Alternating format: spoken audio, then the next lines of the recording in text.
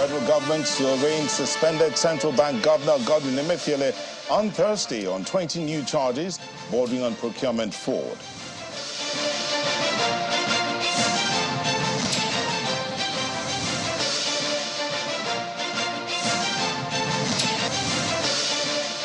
And we shall not give in to terrorist propaganda, says the Nigerian Air Force, following a video circulating on social media platforms allegedly depicting the wreckage of a crashed Mi-171 helicopter in Niger State.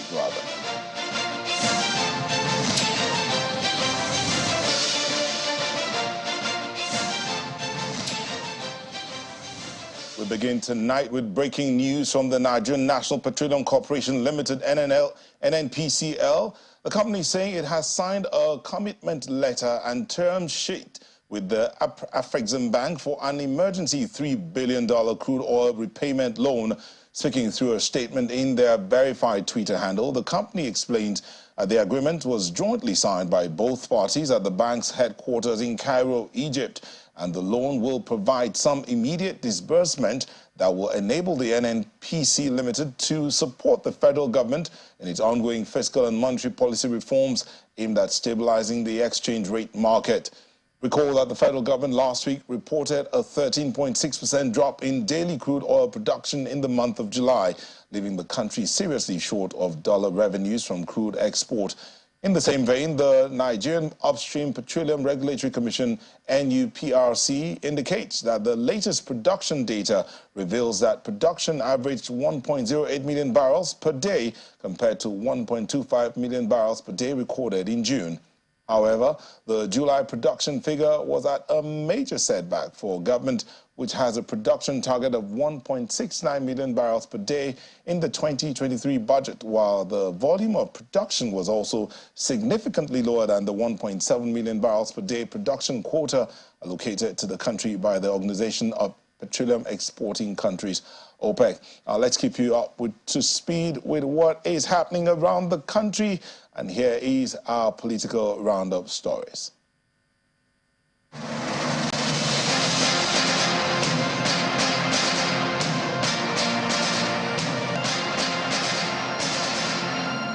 Former Nigerian First Lady Dame Patience Jonathan today has paid a solidarity visit to the First Lady of Nigeria, Senator Oluremi Tinubu, at the State House in Abuja.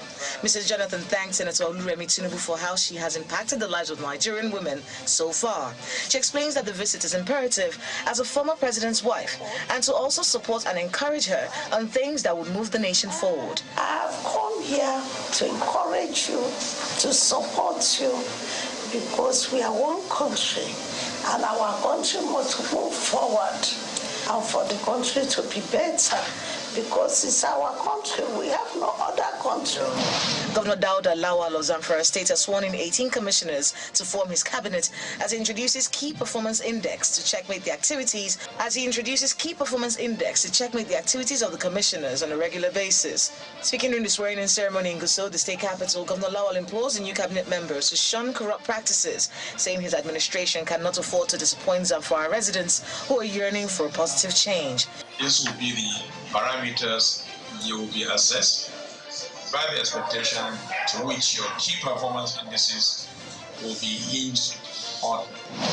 In Abia State, the Judicial Panel of Inquiry on Recovery of Abia State Government Properties has held its inaugural sitting with a commitment to fish out individuals who looted government resources. This panel, instituted by the state governor, Mr. Alex Oti, has a mandate to recover stolen assets belonging to the state government. In her opening remark, its chairman, Justice Florence Duroha Igwe, explains that the panel of inquiry is not to witch hunt any individual, but to ensure looted government assets from past administrations are recovered by the state.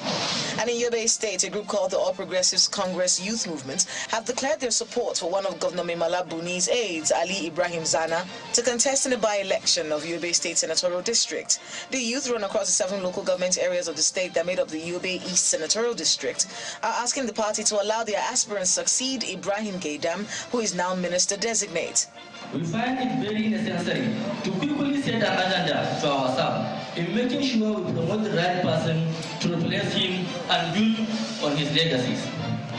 Controversies have continued to trail the purported demolition of a property belonging to a PDP chieftain in Imo State, Mr. Mike Ikuku, by the Owerri Capital Development Authority, OCDA.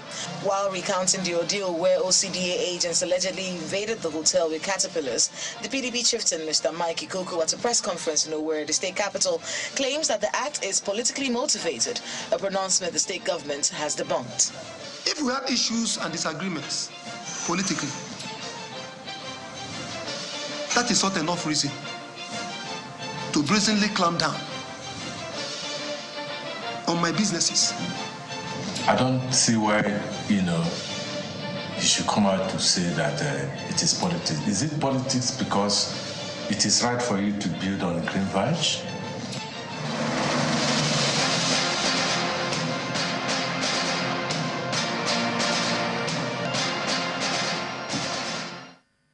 Welcome to the show. I'm Nel Taigbe, sitting in for your regular host, Sheon Okimbaloe. Now, we'll be starting out a focus on what is going on in the courts, having to do particularly with the suspended governor of the central bank, Mr. Godwin Emefiele. Now, Mr. Emefiele will be arraigned alongside a female CBN employee, Sadatu Yaro, and her company, April 1616 Investment Limited, on the 20 charges of procurement fraud, conspiracy, and conferring corrupt advantages on his associates. The suspended central bank governor, who had been in detention since he was suspended from office on June 9, was accused of conferring corrupt advantages on Yaro, a director in April 1616 Investment Limited. Now, some of the charges that the suspended central bank governor will be having to answer to, he's been accused of conferring corrupt advantages contrary to Section 19 of the Corrupt Practices and Other Related Offences Act 2000, corruptly awarding contracts for the supply of vehicles to April 1616 Investment Limited, of which the CBN employee Sadatu Yaro is a director, awarding contracts for the supply of 37 Toyota Hilux vehicles at the cost of 854,700,000 naira, awarding a contract for the supply of one Toyota Land Cruiser V8 at the cost of 73,800,000 naira, awarding a contract for the supply of one Toyota Avalon at the cost of 99.9 million naira, awarding a contract for the supply of another Toyota Land Cruiser V8 for 77.050 million naira, awarding a contract for the supply of two Toyota Hilux Shell specification vehicles at the cost of 44.2 million naira, awarding a contract for the purchase of one Toyota Land Cruiser VXR valued at 96 million naira in 2020.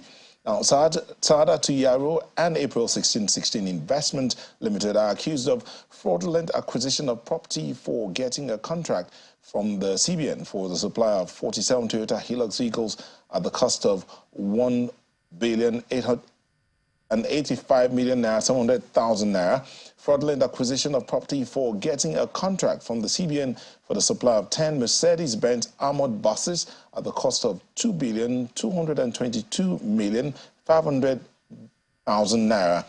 If guilty, Emefiele may receive a 5-year prison term without the possibility of a fine. Now, all of this might not be too clear to some of us some of our viewers, but we have in the studio of joining us via virtual platform Zoom to discuss this matter with us is a senior advocate of Nigeria, Mr. Kayode Adeluola, who joins us via Zoom. Mr. Adeluola, thank you for joining us. Good evening. Thanks for having me again. Indeed. Let's get into it real quick. This matter that's coming up in court tomorrow, there's some who are concerned that what was the DSS and the federal government trying to get at? First of all, putting out that charge of illegal possession of firearms and ammunition, and then switching it to this 20-count charge. Was it just to buy time? Well, quite frankly, Philip, I can't read their minds, but what we can all see, from my perspective, is not playing out very well.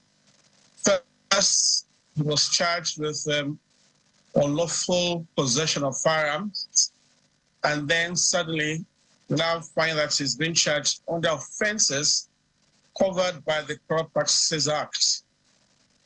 So the question is it a situation in which prosecutors are trying to find something against Mr. Emefiele at all costs, or do we have a situation where the suspended CBN governor has actually committed crime against the state? In my humble opinion, I think Nigerians would have been looking out for offenses committed in line with his duty as central bank governor, perhaps in relation to our foreign reserve or monetary policies or cash stored somewhere or what have you. But when you talk about the CBN governor having awarded contracts for the purchase of a Toyota Land Cruiser or Avalon, that sounds well, then again, those are offenses under the Corrupt Practices Act. Yes, it should be checked, but I'm sure this just takes the wind out of the sail of Nigerians. That's my view. Okay, but for the CBN governor to be charged with this kind of offenses, those will be wondering what happened to the procurement department in the central bank. Because for a CBN governor, he couldn't possibly be so involved in the procurement of all this number of vehicles as a governor. I would have thought so too, and unless Mr. Emefiele was a lone ranger and was doing everything by himself without delegating anything, I'd not see how he could have been interested in the award of contract for the purchase of an Avalon car or a Land Cruiser for the price of some 7 million. In fact, a Land Cruiser right now, I'm sure, is over 120 million naira. So, and then again, you ask yourself, why is the DSS interested in what would ordinarily be corrupt practices covered by a statute and the ICPC capable of taking this charges on? Why is the DSS that should be interested in things relating to the security, internal security, concerned about someone who awarded a contract for a Land Cruiser? I don't know. Let's get serious. Indeed, let's get serious. Let's look at, first of all, his role as a CBN governor and what he would have done as regards monetary policy and fiscal policy. You talked about if he was going to be indeed charged to go. These are the areas where the federal government should have been looking at. And many Nigerians will be concerned, especially how, for instance, amongst the last things that the CBN did just before the elections had to do with the redesign of the Naira. And there are those who were concerned how that impacted on the economy of both the country and the individuals. Do you think that's an area that the federal government could have looked at? Is there any breach of any law there? Yes. We need to find out what the investigators have unraveled, particularly in relation to the exchange of the Naira. Some people have, some of us have read on the page of papers on social media that the cost of the printing of the currency was exorbitant. But I wanted to know if that's a fact, if any economic or financial crimes are related to that, then we would like to know, particularly because Nigerians were badly affected by the way the activities relating to the change of the currency were conducted. So those are things I would have wanted to hear. And if the man is not guilty or he has conducted his affairs well, then he should simply be allowed to go home. Otherwise, if we're going to be charging the CBN governor fraudulently, or quote unquote, awarding contracts for the purchase of the Land Cruiser, a lot of former ministers would also go to prison, I think. These charges here all border on, as I said, bordering on fraud and, contrary to section, corrupt advantage, conferring corrupt advantage.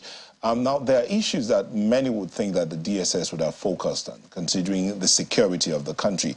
All this had to do with procurement of vehicles and financial impropriety.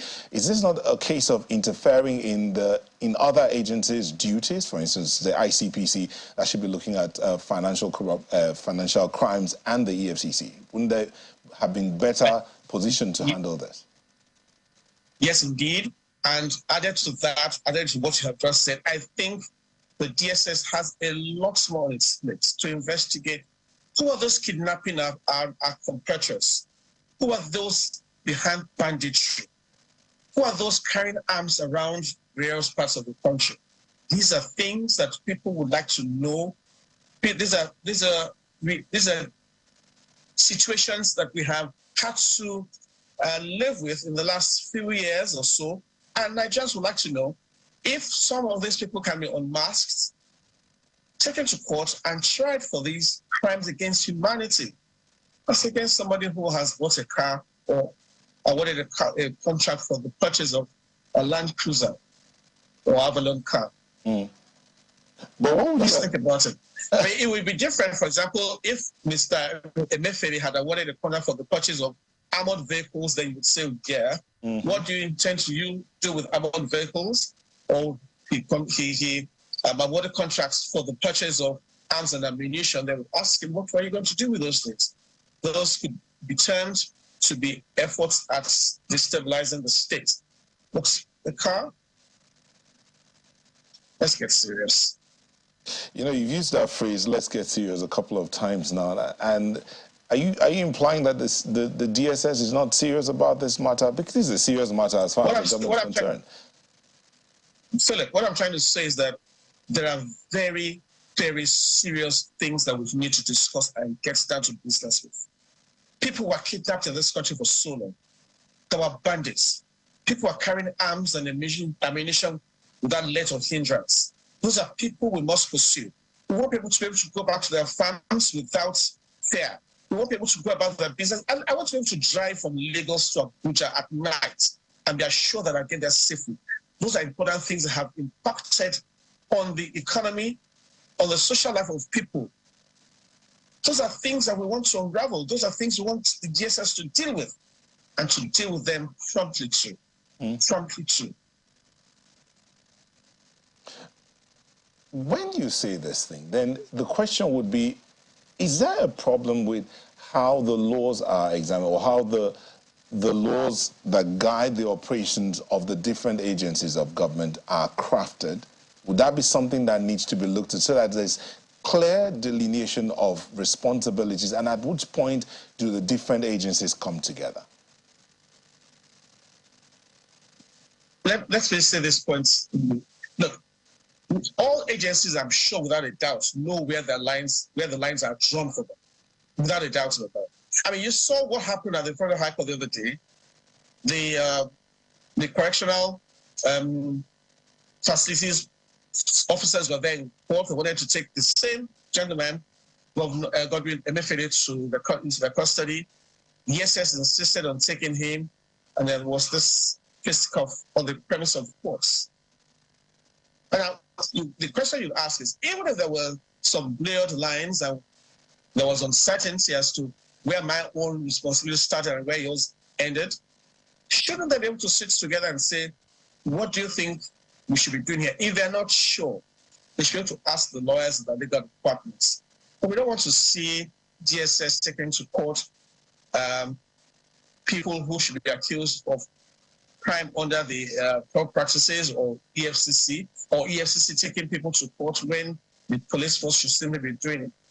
And perhaps we should begin to consider streamlining these agencies such that we have huge departments of the police force that can do these things. We don't need to have too many agencies that can't tell where they start and where they finish. At what point would we begin to do that? If we have all of these agencies, because now we're talking about reducing the cost of government, and there are those who are arguing. I mean, look at the Russell report that talked about merging some agencies of government to the point where we're cutting down the cost of governance, not necessarily laying people up, but reducing the cost of running all of government agencies across the country. At what point do we get there where we say, okay, enough is enough, this is where we need to draw the line? We are at that point now. Let us reduce cost of governance. Like I've had a lot of friends at discussions say that the optics are not very good. We find lawmakers buying for themselves very expensive cars. We find monies being distributed at a time. A peculiar are actually hungry. I mean, you see, the word hunger sounds very belittle it, but the truth is that some people cannot even put food on the table. Well, you always find poor people in every society, but our situation is becoming dire, and so people who are in government must begin to act in a way that see them as being empathic, and the empathy they must show should not only be relating to our daily lives, but it must relate to how they also conduct governance, so that even those who are in corporate entities will also see themselves as having to toe the line. We should stop throwing money around in the face of those who lack. So we have a situation on our hands where we must begin to look at the cost of governance seriously and cut cost of governance, not only because we cannot even afford it, but because really and truly, people must see that government also sees their sorrow, their punishments, their hunger, and their discomfort.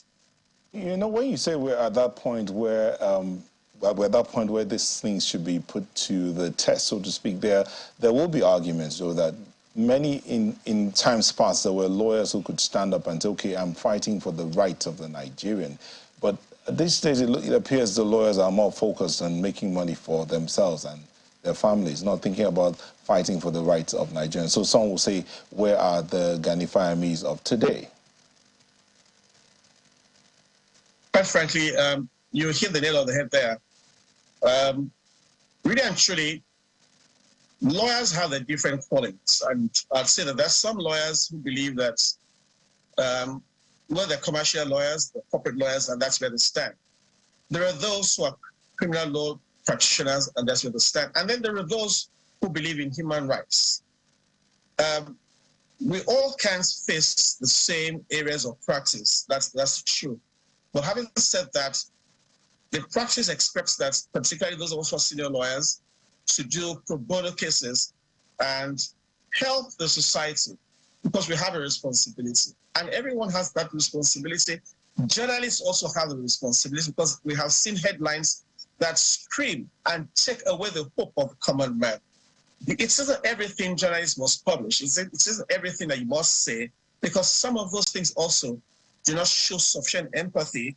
And as such, we all must have our hands on deck. I quite agree that we must begin to have lawyers filing cases in court like the days of the late Chief Gani-Fawehinmi, and to some extent some of our colleagues are still here. So I quite agree. We must, as a people generally, I'm not talking about a particular profession. I'm speaking generally. We must begin to see ourselves as our brothers' keepers.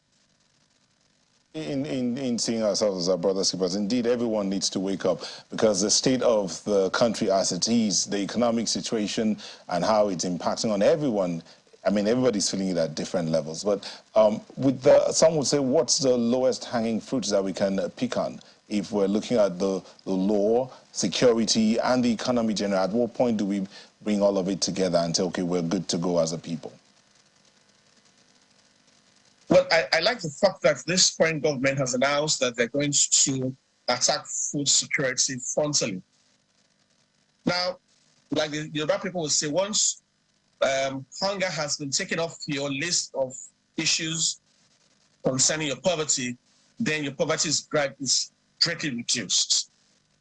There is no reason why any Nigerian, no matter how poor, should go to bed without supper. We have the land to produce the food. We have the labor with which we can do it. And so everyone should have food to eat. But what has happened? A lot of people who used to even go to the farms can no longer go there because of the insecurity we just spoke about. So let's just give a lot of food to people to eat to start with. It gives them energy, gives them some measure of contentment.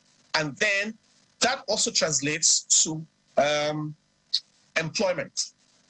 You cannot imagine how many people we're employed if all of a sudden we have all our farms rejuvenated, and then we have plants that are also doing some beneficiation to these products. So we can export and more foreign exchange, and a lot of things will happen. But unless we begin to do those little things here and there, we're going to be talking about the bigger things or want to deal with foreign exchange, what have you. Okay. A lot of people just want to have something to eat. If I may come in here, you know, I asked this question to say at what point do we bring the law, security, and all of us and the economy together to come to this point. In going to, in charging the suspended CBN governor, the federal government says he went contrary to Section 19 of the Corrupt Practices and Other Related Offences Act of 2000, conferring corrupt advantage contrary to Section 19 of the Corrupt Practices and Other Related Offences Act. You are the senior advocate of Nigeria. Does that, in all of these things, charges have been listed, at what point do they all go contrary to this section of the Corrupt Practices Act? I mean, I may be unable to answer that question unless I have the evidence before me. You see, when you charge a man to court, you must bring evidence to prove it. If you must show that Mr. Emefiele has committed a crime contrary to that section, then you must demonstrate that he awarded a contract, knowing full well that the invoice is inflated, and it was with the intention that the person receiving the contract would receive a kickback, you know, the term that we used to use in those days, or was whoever it was going to make inordinate profits from it. Excuse me. So those are things that you must prove. Otherwise, Mr. Emefiele will go through the trial and he'll go home scot-free. Are you implying that the federal government has not really put their heart into this matter to look at what the law says and where the man breached it? I don't know if it's the federal government, but let somebody who is doing the work look at it closely, because I'm sure Mr. Emefiele is going to have lawyers who will look at the charges, who will look at the evidence, and will ensure that they do their utmost to get Mr. Emefiele off the hook. Okay. And if he does get off the hook, you don't want to bring new charges against him. Okay, so let me read this out, a portion of that, that section 19, a portion of it. Let me read it out to you. Maybe it will help to clarify things. Any public officer who uses his office or position to gratify or confer any corrupt or unfair advantage upon himself or any relation or associate of the public officer or other public officer shall be guilty of an offense and shall on conviction be liable to an imprisonment of 5 years. So based on this section 19, would you now say that you can speak on the charges laid out against the suspended CBN governor? Now, if you're talking about conferring on himself, yes, then again you ask, what are the prices of these vehicles in market overs? If it's obvious that at the time the contract was awarded, a Land Cruiser was only 30 million, and he signed a contract for the purchase of that same vehicle for 77 million. Clearly, that was an intention. That would be an intention to just enrich himself. It would be a corrupt practice. Or if he did it for a friend, a colleague, or somebody, it was still the same. So that's why I said the evidence must show that at the time he awarded the contract for the purchase of a Land Cruiser for 77 million naira, it wasn't far less. It would be different, for example, if at the time he awarded the contract, the Land Cruiser was valued at 80 million and he was able to get a discount for 3 million, then you can't charge him for unjust enriching anybody. Okay, Mr. Adeloluwa, let me come back to you in a bit. We have some news that's just come in that President Bola Tinubu has released the list of appointments, the list of ministers and their ministries, and that, if I could just read out a few of them here: the Minister for Communications, Innovation and Digital Economy, Bosun Twani; the Minister of State, Environment and Ecological Management, Ishak Salako. These are some of the names. The Minister for the Federal Capital Territory, former Governor of Rivers State, Nyesom Wike; Minister of Sports Development, Senator John Owaneno; Minister of State Petroleum Resources, Heineken Lokbobiri; the Minister of State Gas Resources, Ekperikpe Ekpo; Minister of Humanitarian Affairs and Poverty Alleviation, Betta Edu; Minister of Youth, Abubakar Momo; Minister of Aviation and Aerospace Development, Festus Keyamo; Minister of Works, David Umahi; Minister of Women Affairs, Uju Kennedy; Minister of State, Labor and Employment, Kiruka Onyeji-Ocha; Minister of Innovation, Science and Technology, Uche Nnaji. Minister of Industry, Trade and Investment, Doris Anite. Minister of Transportation, Adeboyega Oyetola. Minister of Tourism, Lola Ade John. Minister of Solid Minerals Development, Dele Alake. Minister of State Health and Social Welfare, Tunisia Alausa. And Minister of Power, Adedayo Adelabu. I'm sure there will be more on this list coming out. But let me ask you, Mr. Adelolua, what do you take? What's your take on this list as released by the presidency? Well, I have only listened to them just now that you're reading that to me, but I can say for what, that if Mr. Nyesom Wike is going to be Minister for Federal Capital Territory, it sounds to me like that will be the first time a Southerner will be the Minister for Federal Capital Territory. Correct me if I'm wrong. And then Mr. Dele Alake in charge of mineral resources. Well, I don't know how much exposure or experience he has with that. A lot of us would have thought it was going to be for information or what have you. But then again, I always believe that ministers can always be changed, swapped, and there can be a reshufflement of the cabinet. So whoever has been placed in any portfolio now, let's see how he performs. I don't know what my Leonard Silk, Festus Keyamo will be doing in innovation. But then again, let's see. But therefore, let's also bear in mind that we must get to a point where people who know what these ministries are about should be placed in those ministries. We don't want people to learn on the job. We haven't got that time. We haven't got that time. Well, there are those who, as I said earlier, we're sure that there'll be more on this list. For instance, we've just heard about the Minister of State for Health. We've not heard about the Minister of Health, the substantive Minister of Health. But you said something earlier about people who understand the different ministries placed in those ministries. It would appear that, for one, when the minister works, according to this list, is former governor of Ebonyi State, and there are those who would say that is a good choice for the Minister of Work, seeing what he did when he was governor of Ebonyi State. Would you agree with that? Well, then again, you see, as I said, you need people who know what they're doing. Now, what they're doing may not necessarily mean what they studied in university or what their professional calling has been. It could mean that they have, like you said, if the governor of Ebonyi State has done well in Ebonyi State and we believe that he can do very well also as Minister of Works, so be it. But then again, if a minister is a technocrat, wherever you place him, he should be able to organize the ministry. But ministers are more than administrators. They are also policy makers, or at least they assist the federal government in formulating policies, especially policies relating to their ministries. So it would be very useful if you have ministers who know what they put. Then again, let's give them a chance and see how it pans out. But like I said earlier, we haven't got that much time. We need to get things up and running. We really need to get things up and running. Indeed, thank you very much, Mr. Kayode Adelolua. Thank you so much for coming on the Politics Today tonight. Adelolua, thank you. And indeed, thank you for your submissions this evening. Politics Today will be back in a moment. Thank you very much for having me. Please stay there.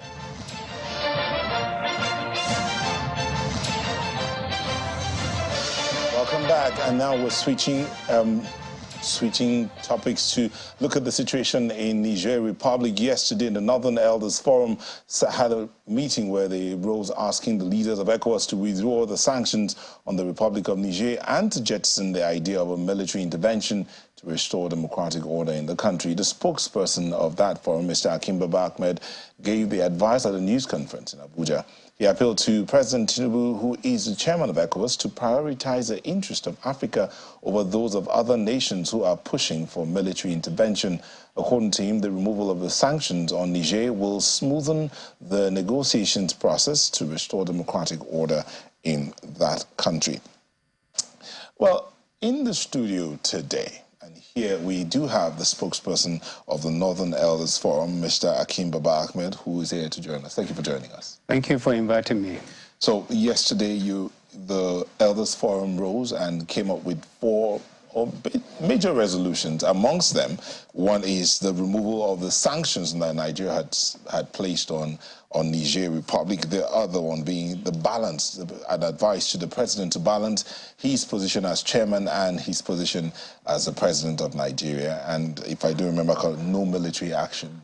I'm sure. What are the other resolutions that your forum came up with? Well, we commended everybody who has contributed to the search for peace, because we believe that is the most important thing.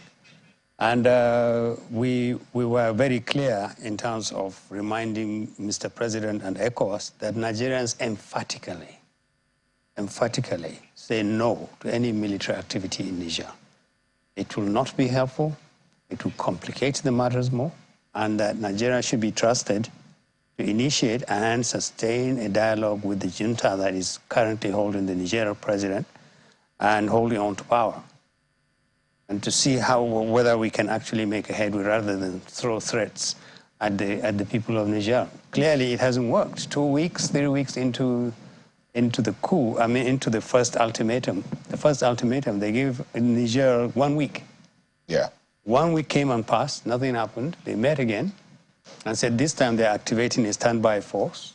We haven't seen any standby force. All it is doing is just making the situation worse. But you do recollect that the junta had said they are open for negotiations. I mean, they said that last week. So with the advice from the Elders Forum and the advice from other units that are saying, okay, dialogue is better, but you do also remember that the president in the last meeting of ECOWAS actually said diplomatic advances and negotiation and dialogue would be prioritized. So doesn't that look like he's already walking that path? Well, not exactly, not exactly. In the morning of the day they had the meeting, the second extraordinary summit, those were his language was more conciliatory. He said we will prioritize dialogue. The communique of the meeting he chaired, our president, was quite adamant on the fact that the military option is going to be, in fact, not just that it will remain on the table, but it will be activated. So there's a problem, and that is why we recommended that President Tinubu should remember his place in history.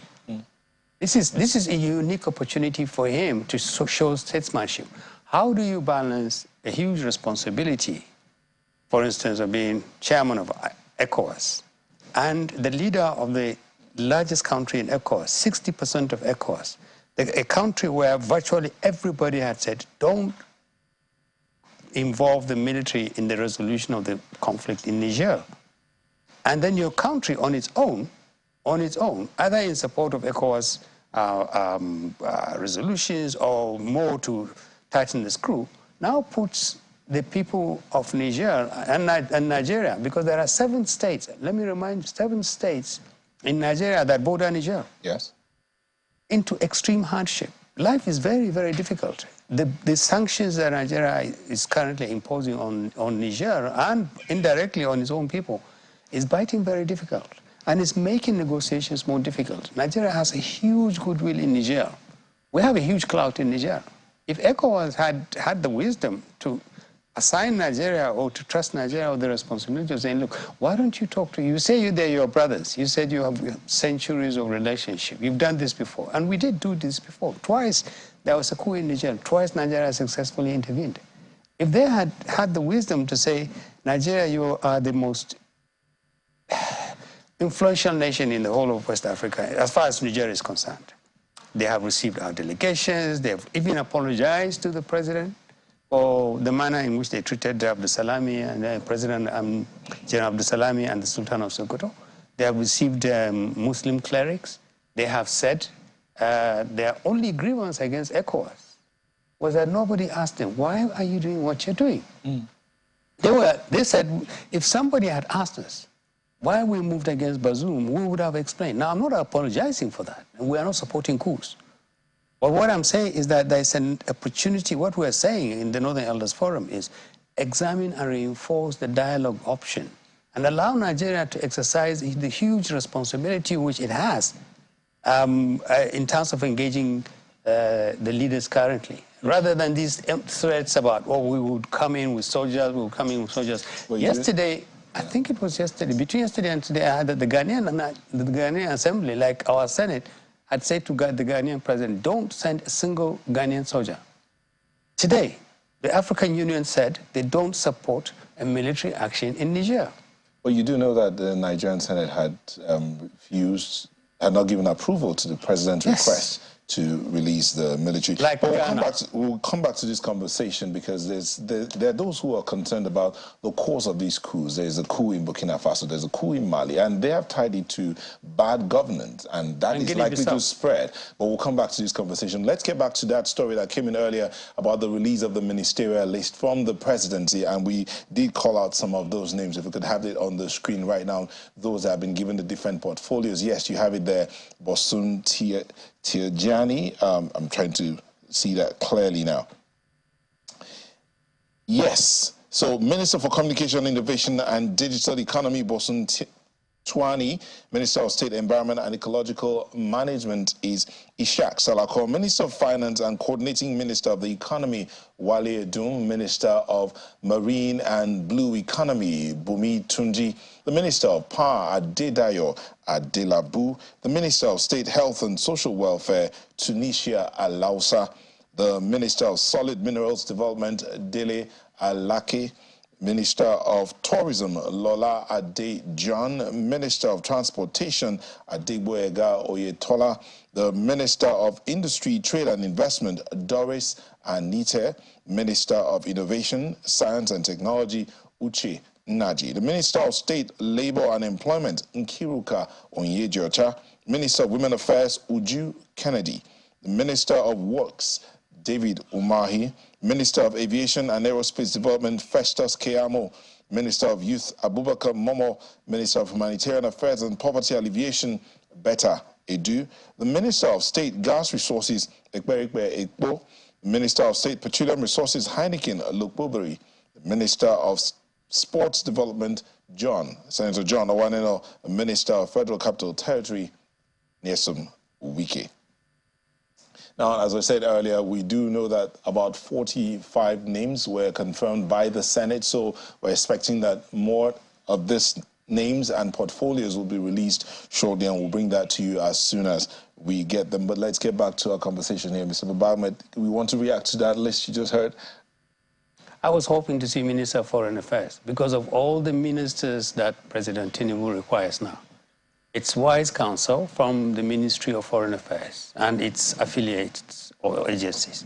I think the absence of a Minister of Foreign Affairs and quite possibly the distance between the President and agencies that should advise him in terms of the conduct of foreign policy is hurting the country. So you think a Minister of Foreign Affairs coming in immediately will be good to go in this matter? And hopefully he will get a good person who would, let me use the word in a general way, yes, and hit the ground running.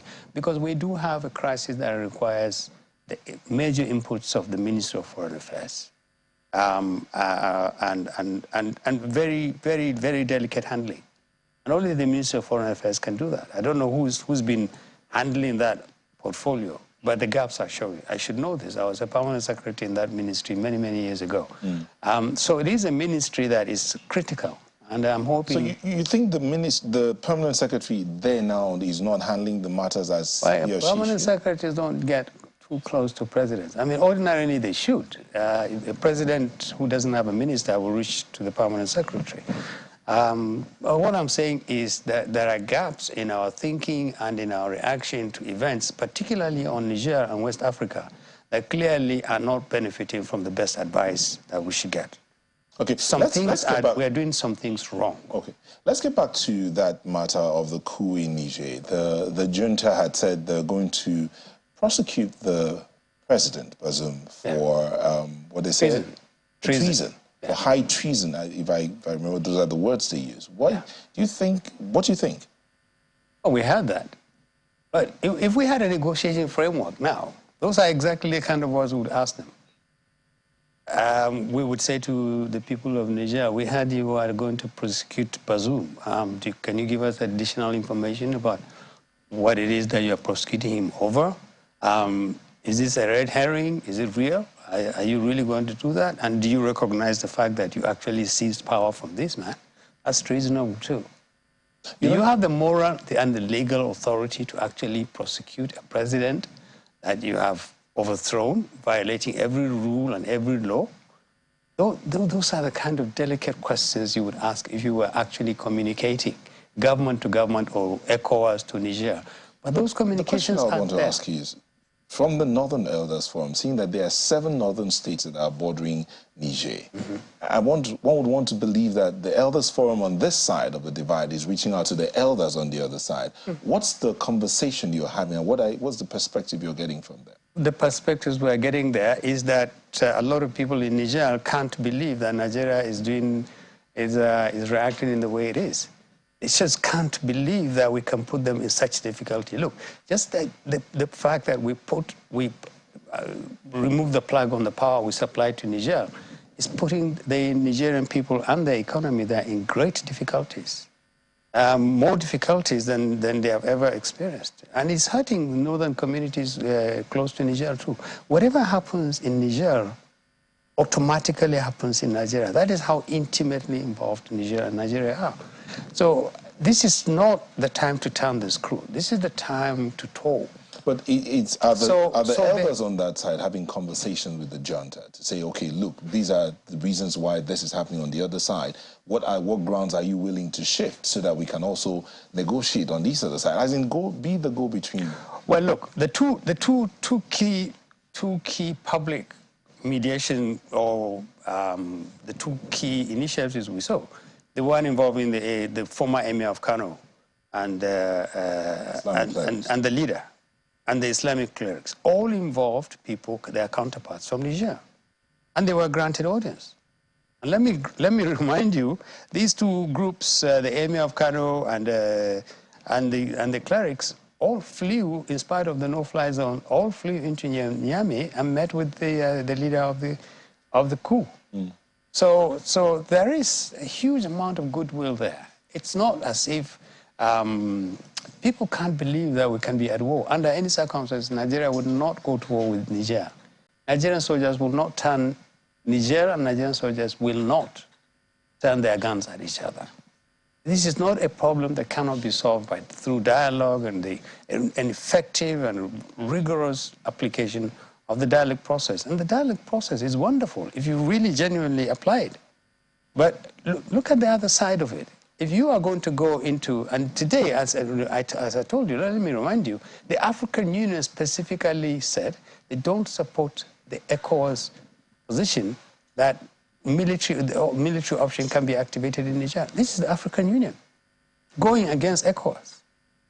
The Nigerian people have said, don't send our soldiers to Niger. Ghanaian people said, don't send our soldiers to Niger. Many countries in ECOWAS have said, no, we have nothing to do with this.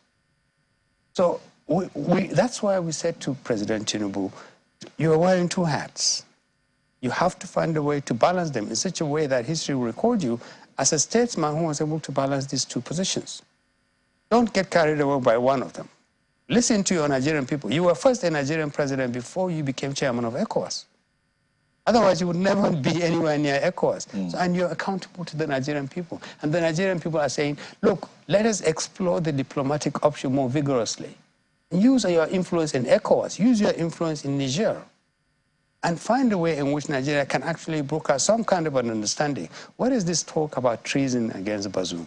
Why do we need to put the people of Niger under such difficulties and preclude the option of sustaining the level of goodwill and brotherhood that exists between Nigeria and Niger, and therefore make negotiations more difficult? Why do we need to do this? Right now we're in the tight.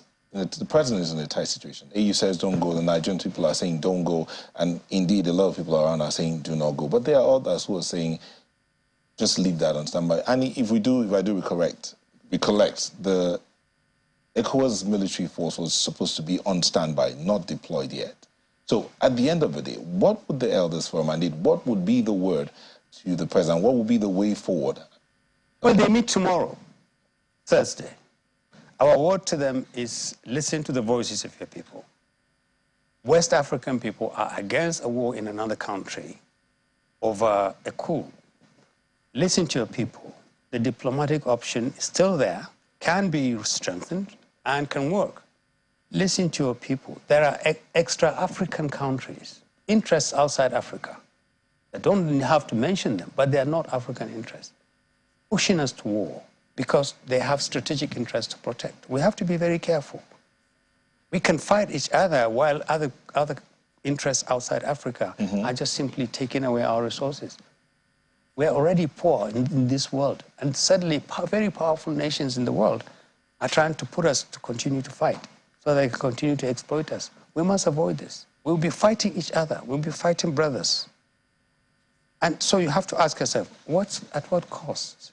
At what point would the Africans come together to begin to protect and govern their people effectively and protect the resources? Well, that's exactly, you are asking the right question. When African leaders respect their own people, when African leaders remember that they're elected and they're accountable, when African people stop stealing the resources of their people, when African leaders stop violating the Constitution, when our elections start producing genuinely elected people, and we stop all these arguments about you are illegitimate or you're illegitimate, and it makes little difference between an illegitimate civilian president and an illegitimate military government, then democracy will have a stronger base to stay in Africa. Basically, we don't want to pay this attention. We have to ask ourselves this question: why is it so easy to do a coup in Africa? And why do people come out in their hundreds of thousands to say, welcome? It's a very serious question we have to ask. What is the fate of democracy in Africa? Is it working?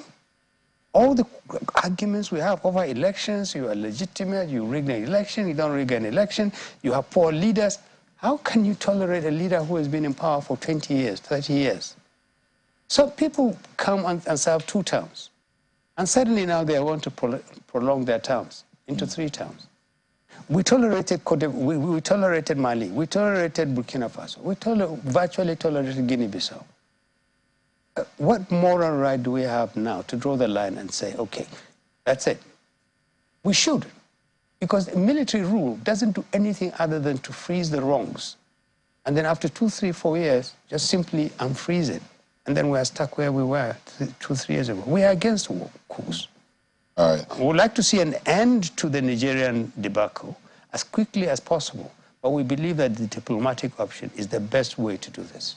Thank you so much, Mr. Akim Baba Ahmed. Thank you for joining us this morning, spokesperson for the Northern Elders Forum. Thank you. Thank you. And that's the show for today. I want to thank you for letting us be a part of the evening. I'm Neil Taigwe, sitting in for a regular host, Akim Baba.